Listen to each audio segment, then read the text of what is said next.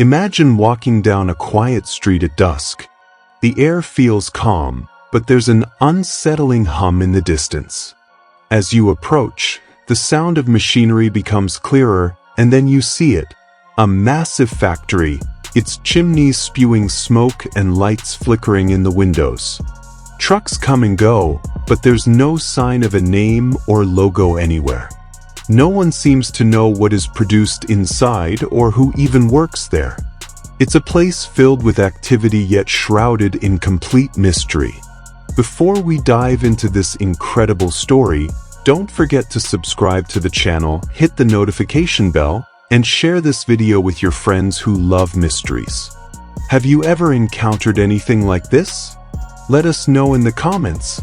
This story begins in a small, quiet town nestled between mountains. Known for its peaceful atmosphere, life there followed a simple rhythm. But at the center of the town stood something that disrupted the tranquility. A factory that never stopped working. It operated around the clock, its tall chimneys emitting an endless stream of smoke, and the sound of its machinery echoed for miles. Locals called it the Silent Factory.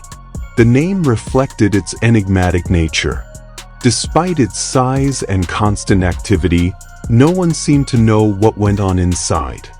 Trucks arrived and departed at all hours, yet no one could say what they carried. There were no signs or records to identify the factory. For the townspeople, it was almost as if the place was a phantom, something that existed but shouldn't. Carlos, an investigative journalist always on the hunt for unusual stories, was instantly intrigued when he heard about the factory. Rumors claimed its workers never spoke of what they did inside.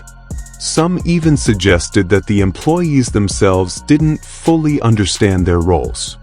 This was exactly the kind of story Carlos lived for, so he decided to temporarily move to the town and uncover the truth. His initial attempts to gather information were met with resistance. Most locals avoided the topic, treating it like a taboo.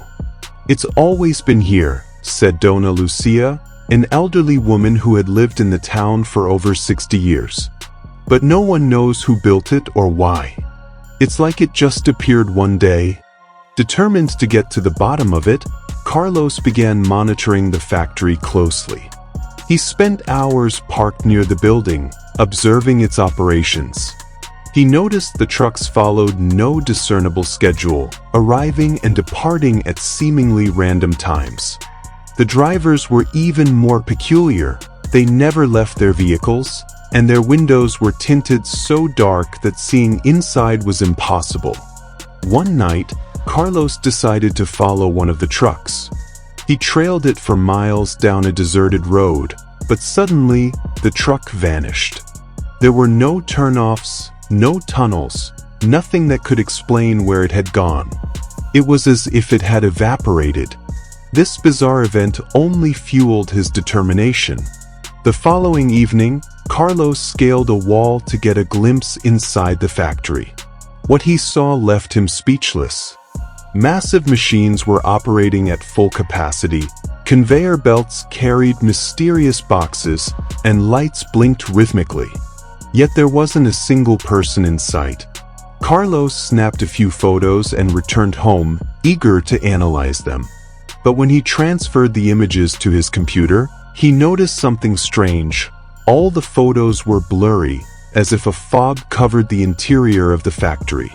No amount of editing could make the images clearer. Determined to dig deeper, Carlos spent days searching through municipal archives for any record of the factory. He found nothing. No building permits, ownership documents, or historical mentions. It was as if the factory didn't officially exist.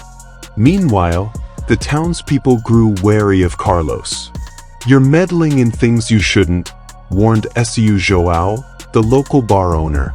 Plenty of people have tried to uncover the factory's secrets and ended up leaving town. "You should do the same." But Carlos pressed on. One night, he discovered an envelope slipped under his door. Inside was an aerial photo of the factory, surrounded by strange symbols. He took the photo to a symbolism expert who was visibly intrigued. "These are ancient markings," the expert explained. "They're used in rituals to conceal or protect something. If these symbols are tied to the factory, there's something very significant being hidden." Armed with this new information, Carlos decided to return to the factory. This time, he found an unlocked side door and slipped inside. The atmosphere was heavy, almost oppressive. Machines whirred loudly, and the air seemed charged with an invisible energy. In the depths of the building, Carlos found a locked room with an enormous padlock.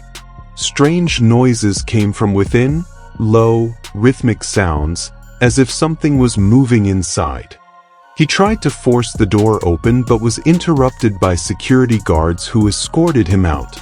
When he returned home, Carlos found another envelope waiting for him. This one contained a photo of the locked room, taken from an impossible angle. In the picture, a shadowy figure stood beside the padlock, as if guarding the door. The events escalated. Carlos began receiving anonymous phone calls, distorted voices warning him to abandon his investigation. But he refused to back down. Eventually, he managed to contact a former factory employee.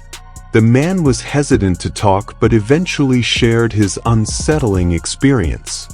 "I worked there for years, but I never knew what we were doing," he admitted. "We just followed vague instructions, pressing buttons and moving boxes. Sometimes, it felt like we weren't alone in there, like something was watching us." Carlos tried pitching his story to major news outlets, but it was dismissed as too fantastical. Undeterred, he started posting his findings in online forums.